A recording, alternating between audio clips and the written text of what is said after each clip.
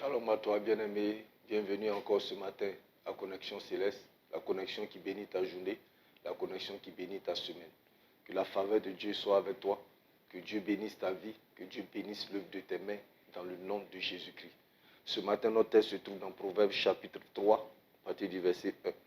Il est écrit, « Mon fils, n'oublie pas mes enseignements et que ton cœur garde mes préceptes, car ils prolongeront les jours et les années de ta vie et ils augmenteront ta paix. » Bien-aimé, le livre de Proverbes est le livre de la sagesse.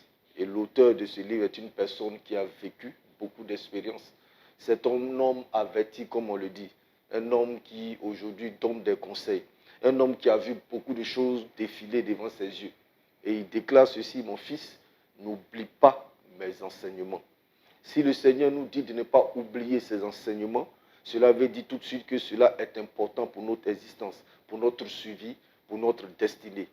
Mais cela veut aussi dire que le Seigneur nous invite, dans un premier temps, à venir aux enseignements. Parce que pour ne pas oublier les enseignements, il faut bien que tu reçoives d'abord les enseignements. Donc c'est pourquoi, bien aimé, il est bon pour toi et moi que nous allions aux enseignements des soirs, dans nos églises, dans nos temples. Cela est très important. Très souvent, nous nous cachons derrière les embouteillages, nous nous cachons derrière la fatigue pour ne pas aller aux enseignements. Bien aimé, si tu ne vas pas aux enseignements, tu ne seras pas affermi. Et si tu n'es pas affermi, sois sûr d'une chose, c'est que le Seigneur ne pourra pas aller à l'eau profonde avec toi. C'est pourquoi nous devons faire de l'effort sur nous-mêmes d'aller aux enseignements. Nous devons braver la fatigue, nous devons braver les embouteillages, bien aimé. C'est pourquoi nous devons faire des efforts sur nous-mêmes, prier le Seigneur même s'il le faut, pour que le Seigneur nous facilite les choses, pour que nous puissions aller aux enseignements. Lorsque il s'agit des cultes prophétiques, nous sommes pressés d'y aller. Mais bien aimé, aime aussi les enseignements. Aime aussi les enseignements. Les mêmes personnes qui parlent de fatigue, lorsqu'elles sont fatiguées le lendemain, elles sont prêtes encore à se réveiller à 5 heures du matin pour retourner au travail. Mais quand il s'agit d'enseignement, elle te dit, je suis fatigué, je suis descendu tard, je suis fatigué. Bien-aimé, que la fatigue te libère ce matin au nom de Jésus-Christ de Nazareth. Que la paresse aussi te libère ce matin au nom de Jésus-Christ de Nazareth. Il est bon pour toi d'aller aux enseignements. Cela va t'aider.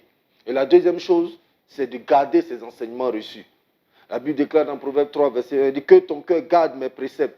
À quoi cela sert de venir aux enseignements si on ne peut pas les écouter et les garder dans notre cœur, si on ne peut pas les mettre en pratique?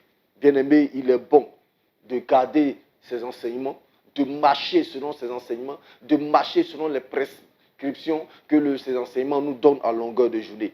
La Bible déclare que ces enseignements vont prolonger les jours et les années de notre vie.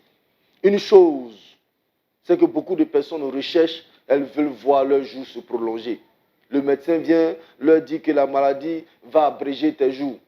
Et ils sont fatigués, ils se demandent, est-ce qu'il y a un Dieu qui peut les aider encore à prolonger leurs jours?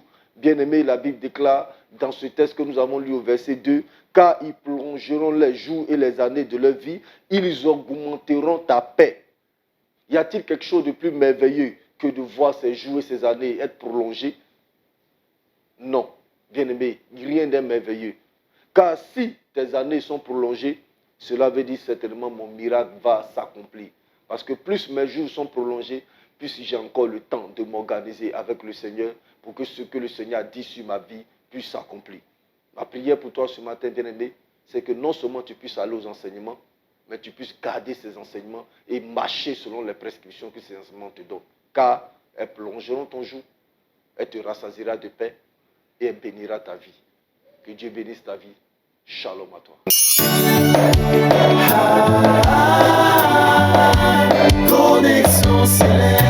Le rendez-vous matinal qui vous rapproche de l'Éternel.